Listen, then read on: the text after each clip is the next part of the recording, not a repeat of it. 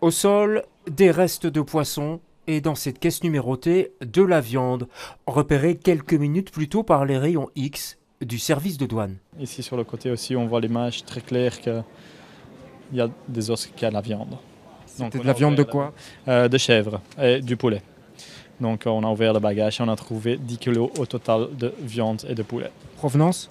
Niger. Niger, mais aussi Congo, et puis quelques pays dont la provenance est particulièrement surveillée par les douaniers de l'aéroport. Il y a Curaçao par exemple où on fait faire attention parce qu'il y a les trafiquants de drogue.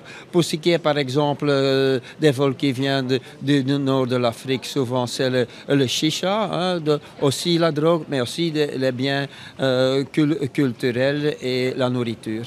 La méthode est simple. 1. On repère. 2. On interpelle. 3. On contrôle les bagages. Ici, pas grand-chose, à part de l'argent liquide. Mais pour ces voyageurs, bonne nouvelle, le plafond maximum autorisé n'est pas dépassé. Si vous avez 10 000 ou plus d'euros en cash, à ce moment, il faut les déclarer. Si vous ne le faites pas, si on le constate, on va vous flanquer quand même une amende. Et en cas de suspicion de blanchiment de l'argent, on va informer la police et le parquet.